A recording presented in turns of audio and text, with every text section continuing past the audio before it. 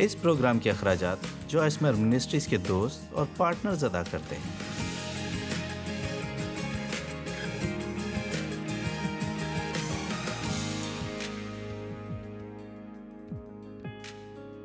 روزمرہ زندگی سے لطف اٹھائیں پروگرام میں میرے ساتھ شامل ہونے کا شکریہ۔ میری دعا ہے کہ آپ پروگرام سے لطف اٹھائیں، اور نہ صرف آپ لطف اٹھائیں گے بلکہ یہ آپ کی زندگی میں حقیقی فرق بھی پیدا کرے گا۔ ہم آج بات کر رہے ہیں، کل ہم بات کر رہے تھے کہ اپنے مسائل سے نہ بھاگنا۔ میں نے اسے نام دیا ہے مشکلات کو بڑھانا بند کریں۔ کیا ہم ایسا کرنے کا رجحان نہیں رکھتے؟ اگر یہ ایسی چیز ہے جس سے ہم اپنی زندگی میں نمٹنا نہیں چاہتے تو ہم اسے اپنی روح کے اندر کہیں دور چھپانے کی کوشش کرتے ہیں اور دروازے کے پیچھے بند کر دیتے ہیں اور سمجھتے ہیں کہ یہ چیز وجود نہیں رکھتی۔ چاہے ہم ایسا کرنے میں کامیاب بھی ہو جائیں، بہت مرتبہ یہ چیز کسی اور طرح سے ہمارے اندر سے ظاہر ہو جاتی ہے، اور میں ہمیشہ کہتی ہوں کہ ہم جس چیز سے بھاگتے ہیں یہ ہمارا پیچھا کرتی ہے۔ اس لیے بہت سے لوگوں کے لیے ان کی زندگی میں یہ وقت ہے جہاں آپ کو چپ چاپ کھڑے رہنے اور خداوند کی نجات کو دیکھنے کی ضرورت ہے۔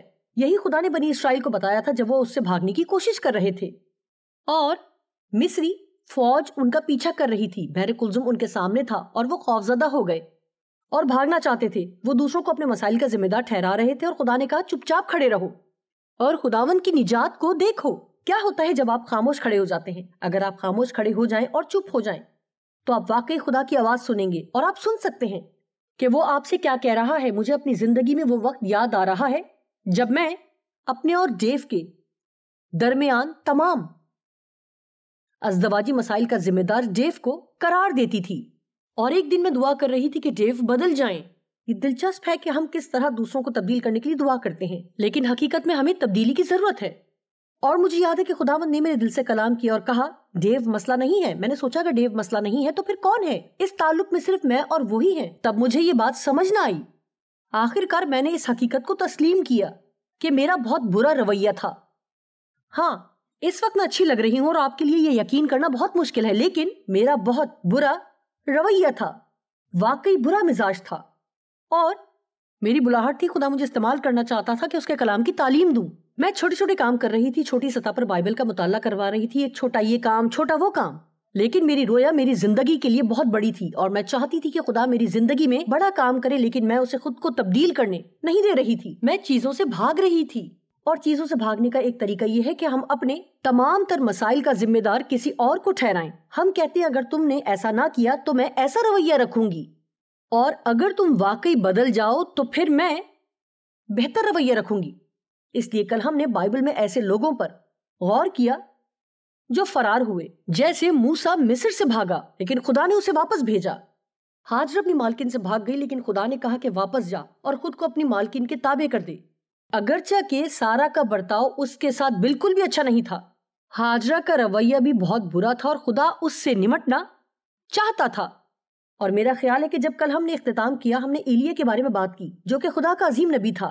یقیناً وہ ایسا شخص نہیں تھا جس کے لیے آپ تصور کر سکیں کہ وہ اپنے مسائل سے بھاگا ہوگا، لیکن وہ بھی خداوند کا کام کرتے ہوئے تھک گیا ہوگا۔ اور اگرچہ آپ خداوند کا کام کر رہے ہیں، اکثر آپ بھی تھک جاتے ہیں۔ ایلیہ نے ایک دن پہلے بال کے 450 پجاریوں کو قتل کیا، اور بائبل میں لکھا ہے ان کے ٹکڑے کر دیے۔ میں تصور نہیں کر سکتی کہ یہ کس قسم کا کام تھا، اور وہ تھک چکا تھا، نڈھال ہو چکا تھا۔ اور آپ جانتے ہیں کہ جب آپ زیادہ کام کر کے نڈھال ہو جاتے ہیں تو آپ ٹھیک طرح سوچ نہیں سکتے، بلکہ ایسی حالت میں ایمان رکھنا بھی مشکل ہو جاتا ہے۔ اس لیے جب ایزبل نے سنا کہ ایلیہ نے اس کے پجاریوں کے ساتھ کیا کام کیا ہے تو اس نے ایلیہ کو دھمکایا اور کہا کہ وہ اسے قتل کر دے گی، اور بائبل بتاتی ہے کہ وہ بیابان میں بھاگ گیا اور ایک درخت کے نیچے بیٹھ گیا اور خدا سے کہا کہ اب اے خدا تو میری جان کو لے لے، اگر میری زندگی اسی طرح سے گزرنی ہے۔ وہ مرنا چاہتا تھا، اس کا رویہ برا تھا، وہ خود ترسی کا شکار تھا، اور ایک فرشتہ آیا اور اسے کچھ کھانا دیا اور وہ سو گیا، اور پھر وہی فرشتہ واپس آیا اور اسے دوبارہ کھانا دیا اور پھر وہ سو گیا۔ یہ دلچسپ کہانی اگر آپ اس تعلق سے غور کریں، اس کے سامنے کافی بڑی مشکلات تھیں، اور خدا نے کہا تمہیں اچھی خوراک اور آرام کی ضرورت ہے۔ آپ جانتے ہیں اکثر اس سے پہلے کہ آپ خدا کی آواز سن سکیں کہ وہ آپ سے کیا کہنا چاہتا ہے، آپ کو کچھ آرام کرنے کی ضرورت ہے اگر آپ نے خود کو تھکا لیا ہے اور آپ کا مزاج برا ہے، آپ مایوس اور افسردگی کا شکار ہیں، اور آپ دوسروں کو اپنے تمام مسائل کا ذمہ دار سمجھتے ہیں، اور اس سے پہلے کہ آپ خدا کی آواز سن سکیں آپ کو کچھ آرام کرنے کی ضرورت ہے، اور وہ سننے کے لیے تیار ہوں جو خدا آپ سے کہنا چاہتا ہے۔ جانتے ہیں جب ایلیا نے آرام کر لیا تو خدا نے اس سے کہا تو یہاں کیا کر رہا ہے؟ مجھے یہ پسند ہے، تم یہاں کیا کر رہے ہو؟ تم کیا سمجھتے ہو کہ تم یہ سب کیا کر رہے ہو؟ اس نے جواب دیا جو کہ پہلا سلاطین 19 باب کی 13 سے 16 میں لکھا ہوا ہے۔ اس نے کہا مجھے خداوند لشکروں کے خدا کے لیے بڑی غیرت آئی، کیونکہ بنی اسرائیل نے تیرے عہد کو ترک کر دیا ہے اور تیرے مذہبوں کو ڈھا دیا ہے۔ آپ نے غور کیا کہ خدا نے کیا کہا کہ تو یہاں کیا کر رہا ہے، اور اس نے خدا کو وہ سب بتانا شروع کیا جو باقی سب لوگ کر رہے تھے، اور تیرے نبیوں کو تلوار سے قتل کیا اور ایک میں ہی اکیلا بچا ہوں۔ کیا ہم بھی اکثر ایسا نہیں کرتے؟ صرف میں ہی اکیلا سب کچھ ٹھیک کر رہا ہوں اور میں نہیں سمجھ پا رہی کہ میری زندگی میں یہ سب کیوں ہو رہا ہے۔ تو ان سب لوگوں سے نمٹ کیوں نہیں رہا جو کہ ان تمام مسائل کی وجہ نظر آ رہے ہیں؟ صرف میں ہی اکیلا بچا ہوں، اس لیے وہ میری جان لینے کے در پہ ہیں۔ خداوند نے جو کہا مجھے پسند ہے، تو اپنے راستے کو واپس لوٹ جا۔ ہم بات کر رہے ہیں کہ کس طرح ہم جگہوں سے بھاگتے ہیں اور خدا ہمیں واپس بھیجتا ہے، اور ہمیں ان مسائل کا سامنا کرنا پڑتا ہے جن سے ہم بھاگتے ہیں۔ تو اپنے راستہ لوٹ کر دمشق کے بیابان کو جا، اور جب تو وہاں پہنچے تو حزائیل کو مسح کر کے آرام کا بادشاہ ہو، اور نمسی کے بیٹے یاہو کو مسح کر کے اسرائیل کا بادشاہ ہو، اور ابیل مہولا کے علیشا بن صافت کو مسح کر کہ تیری جگہ نبی ہو۔ آپ کو یہ کیسا لگے گا؟ آپ کو محسوس ہوگا کہ آپ نے اچھا کام کیا، آپ بہت نڈھال ہو چکے ہیں، کوئی آپ کو مارنا چاہ رہا ہے، آپ بھاگ جاتے ہیں۔ خدا کہتا ہے تو واپس جا اور کسی کو مسح کر تاکہ وہ تیری جگہ لے۔ سنیں، اکثر وہ چیزیں جن کو کرنے کے لیے خدا ہمیں کہتا ہے وہ آسان نہیں ہوتی، لیکن میں آپ کو یہ بتانا چاہتی ہوں ہر وہ شخص جو خدا کا تابع ہے، میں آپ سے بات کر رہی ہوں، اگر آپ خدا کے فرما بردار ہیں چاہیے کتنا ہی مشکل کام ہو، تو خدا آپ کو اس طرح سے برکت دے گا جس کا آپ تصور بھی ہرگز نہیں کر سکتے۔ اور آخری شخص جس کے تعلق سے ہم بات کریں گے، لیکن یہ کمتر شخص نہیں، چند ایک اور بھی ہیں، لیکن یونا خدا سے بھاگ گیا۔ اور اکثر ہم یہ سوچتے ہیں کہ اگر ہم خدا سے بھاگ جائیں، اس سے طویل عرصے تک چھپ جائیں، تو وہ اپنا ذہن بدل لے گا اور ہمیں کچھ آسان کام کرنے کو دے گا، نمٹنے کے لیے کچھ آسان کام دے گا۔ شاید خدا آپ کو کہہ رہا ہے کہ آپ کو کسی کو معاف کرنے کی ضرورت ہے، اور ضرورت ہے کہ تم جاؤ اور ان کو برکت دو اور ان پر مہربان ہو۔ اور آپ سوچتے ہیں، آپ مرضی کی بات سنتے ہیں، آپ خدا کی آواز کو سننا نہیں چاہتے، آپ اپنی مرضی کی بات سننا چاہتے ہیں، اور چاہے آپ کتنا ہی طویل انتظار کریں، خدا آپ کو ایک ہی بات بتائے گا، کیونکہ خدا اس تعلق سے اپنا ذہن تبدیل نہیں کرتا کہ وہ کیا چاہتا ہے کہ ہم کریں۔ اور جیسا کہ یونا کی کتاب میں لکھا ہے، در حقیقت آپ کو پوری کتاب پڑھنا ہوگی تاکہ پوری کہانی کو سمجھ سکیں۔ یہ پہلے، دوسرے اور تیسرے باب میں ہے۔ یونا خدا کے بلاوے سے بھاگ گیا کہ وہ نینوا جائے۔ خدا نے اس سے کہا نینوا شہر جا اور اس کے خلاف منادی کر، لیکن یونا نہیں گیا۔ اس کے خیال میں نینوا کے لوگوں کو منادی کی ضرورت نہیں تھی، اس کو ان کی فکر نہیں تھی، پسند نہیں کرتا تھا اور جانا بھی نہیں چاہتا تھا۔ اس لیے بائبل کہتی ہے کہ خدا یونا کو جہاں بھیج رہا تھا وہ عین اس کی مخالف سمت چلا گیا۔ میں سوچ رہی ہوں کہ آیا کوئی اس وقت یہ پروگرام دیکھ رہا ہے، اور خدا جس طرف آپ کی رہنمائی کر رہا ہے آپ اس کی بالکل مخالف سمت جا رہے ہیں۔ آپ میں سے کتنے ہیں جو خدا سے بھاگ رہے ہیں اور بہانے کرتے ہیں کہ گویا خدا وجود نہیں رکھتا، اور آپ اپنی مرضی کا کام کرتے رہتے ہیں اور اپنی زندگی گزارتے ہیں، اور وہ کام کرتے ہیں جو آپ کو پتا ہے کہ نہیں کرنے چاہیے، اور آپ کو لگتا ہے کہ خدا آپ کو کچھ بھی نہیں کہے گا۔ دیکھیں، گناہ کے نتائج ہیں۔ ہم ایسا کچھ نہیں کر سکتے جو کہ خدا کے کلام کے خلاف ہو، اور سوچیں کہ ہمیں کچھ نہ کہا جائے گا، اور یقیناً اس بات کے کوئی نتائج نہیں ہوں گے۔ پھر یونا جہاز پر سوار ہوا تاکہ ترسیس کو جائے، جو کہ نینوا کے عین مخالف سمت شہر تھا، اور بہت بڑا طوفان آیا۔ اور آخر کار یونا نے آدمیوں کو بتایا کہ میں مسئلے کی وجہ ہوں، مجھے اٹھا کر سمندر میں پھینک دو کہ سمندر ساکن ہو جائے۔ انہوں نے ایسا ہی کیا، اور ایک بڑی مچھلی مقرر تھی جو یونا کو نگل گئی۔ آپ نے کہانی سن رکھی ہے، اور شاید آپ میں سے کچھ سوچتے ہیں کہ یہ حقیقی نہیں ہے، یہ افسانہ من گھڑت قصہ ہے، لیکن میں بتاؤں، ایک بڑی مچھلی نے یونا کو نگل لیا، اور حتمی طور پر جب وہ مچھلی کے پیٹ میں تھا۔ کیا دلچسپ نہیں کہ اکثر ہم اس وقت تک توبہ نہیں کرتے جب تک کہ ہم کسی بڑی مشکل میں نہ پھنسے ہوں۔ میں آپ کے تعلق سے نہیں جانتی، لیکن میں تصور نہیں کر سکتی کہ اتنی بڑی مچھلی کے پیٹ میں رہنا کیسا ہوگا۔ اس مچھلی کا پیٹ اس قدر بڑا تھا کہ ایک انسان اس میں سما سکتا تھا، لیکن میں جانتی ہوں وہاں کی بدبو نہایت ناگوار ہوگی، سمندری جڑی بوٹیاں اس کے سر پر ہوں گی، یہ ناگوار سی چیز ہے۔ لیکن آخر کار اس نے توبہ کی، اور خدا کو پکارا اور لکھا ہے کہ مچھلی نے اسے اگل دیا اور وہ باہر نکل آیا اور خدا کے پاس واپس آ گیا۔ مجھے یہ پسند ہے۔ اور خداوند کا کلام دوسری مرتبہ یونا پر نازل ہوا، نینوا کو جا اور وہاں جا کر منادی کر۔ میں معافی چاہوں گی لیکن مجھے اس کہانی پر ہنسی آتی ہے، یہ مضحکہ خیز ہے۔ وہ اس سب عمل سے گزرا تو بھی خدا نے اسے وہی کام کرنے کو کہا، جاؤ اور جا کر وہی کرو جو میں نے تمہیں کرنے کو کہا ہے۔ ہر وہ شخص جو خدا کی مرضی کو جانتا ہے اور بھاگ رہا ہے، اسے اپنی زندگی میں مشکل کا سامنا ہے۔ شاید مجھے یہ دوبارہ کہنے کی ضرورت ہے، ہر وہ شخص جو خدا کی مرضی کو جانتا ہے اور بھاگ رہا ہے، اسے اپنی زندگی میں مشکل کا سامنا ہوگا۔ اور اب شاید آپ یہ سوچیں کہ آپ جان چھڑانے میں کامیاب ہیں، لیکن آخر کار وہی بات آپ کے سامنے دوبارہ آئے گی۔ لوکا 12 کی 47 آیت شاندار حوالہ ہے، لکھا ہے، اور وہ نوکر جس نے اپنے مالک کی مرضی جان لی۔ اب یہاں غور کریں، اور تیاری نہ کی نہ اس کی مرضی کے موافق عمل کیا، وہ بہت مار کھائے گا۔ اب اس بات کا حقیقت میں مطلب جسمانی طور پر مار کھانا نہیں ہے، یہاں یہ بات کی جا رہی ہے کہ آپ کو بہت سے مسائل کا سامنا ہوگا اور آپ نہیں جان پائیں گے کہ آپ کو کیا کرنا ہے۔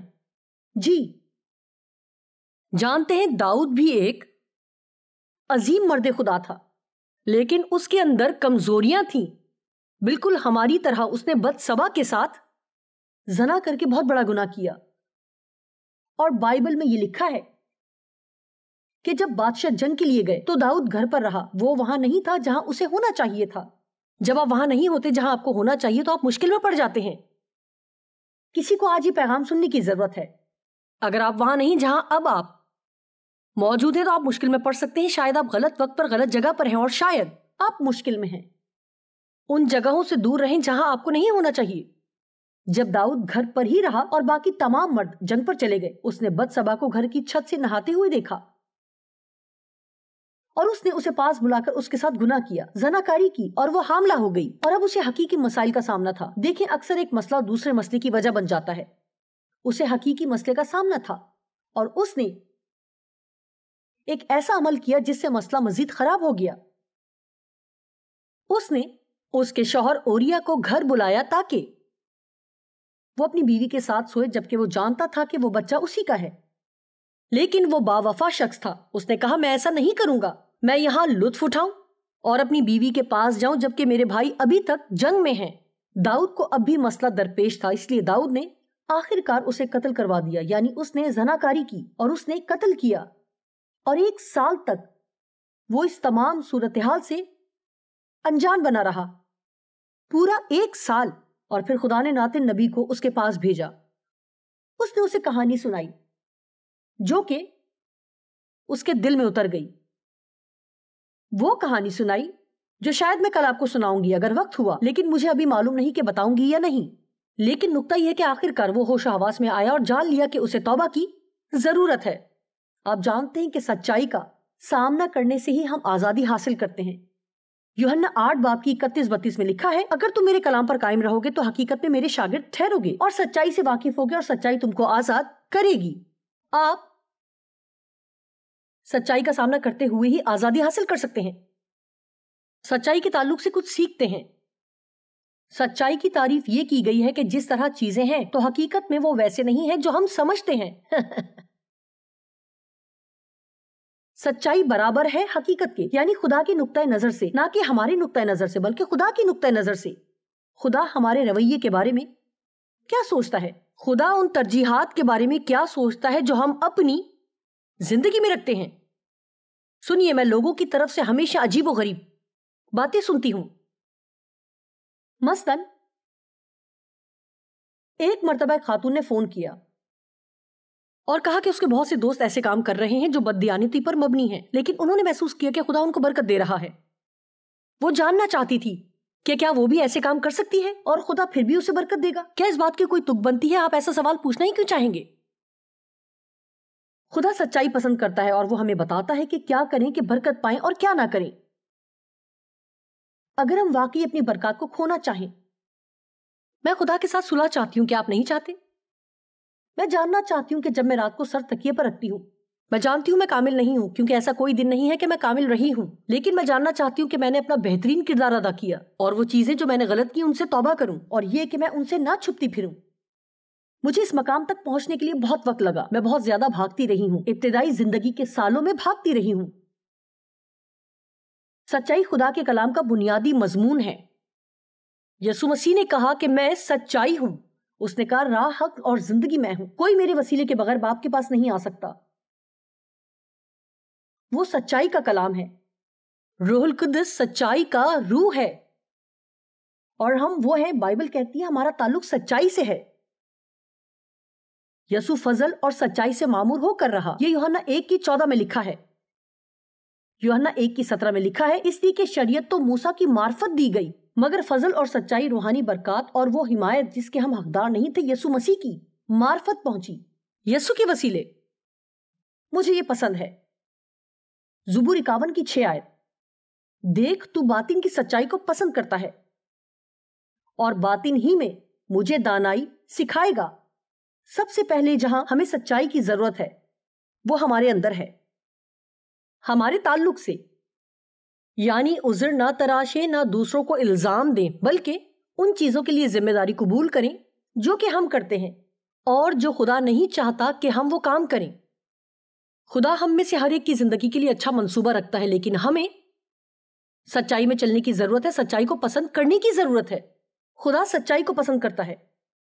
جانتے ہیں جب داؤد نے سچائی کا سامنا کیا تو وہ توبہ کرنے کے قابل ہوا اور کہا کہ توبہ کرنے کے بعد اس کی سلامتی مجھ میں لوٹ آئی۔ اسی طرح بہت سے مختلف طریقوں سے لوگ خدا سے بھاگتے ہیں۔ در حقیقت اس طرح کے 6 طریقے ہیں جن کو میں نے تلاش کیا ہے، جن کے تعلق سے آپ سے بات کرنا چاہتی ہوں۔ شاید ان میں سے ایک تعلق سے آج بات کروں گی اور باقی کے تعلق سے کل بات کروں گی۔ بہت سے طریقوں میں سے ایک طریقہ ہے جس سے لوگ اپنے مسائل سے بھاگتے ہیں، اور وہ ہے عذر تراشنے کے ذریعے۔ یونا نے بہانہ بنایا۔ اس کے خیال میں نینوا کو منادی کی ضرورت نہیں تھی۔ میں نہیں جانتی کہ داؤد کس قسم کے بہانے بنا رہا تھا، لیکن مجھے یقین ہے کہ وہ اچھے بہانے بنا رہا تھا، کیونکہ داؤد وہ شخص تھا جو کہ خدا کے دل کے قریب تھا۔ بائبل میں یہ لکھا ہے وہ خدا کے دل کے موافق شخص تھا، تو بھی وہ 1 سال تک اپنے گناہ سے انجان بنا رہا۔ ذرا سوچی کہ وہ کس قدر بدحال قسم کا شخص رہا ہوگا۔ دراصل میں آج آپ کو ایک کہانی سنانا چاہتی ہوں۔ خداوند نے ناتن نبی کو داؤد کے پاس بھیجا، اور داؤد کے لیے بادشاہ ہوتے ہوئے عام بات تھی کہ وہ حالات کے پیش نظر فیصلے کرے۔ اس لیے، اور جانتے ہیں، ناتن نے اسے ایک کہانی سنائی جو کہ یقیناً ایک خود سے بنائی ہوئی فرضی کہانی تھی۔ اس نے کہا کہ ایک شہر میں 2 شخص رہتے تھے، ایک غریب اور ایک امیر۔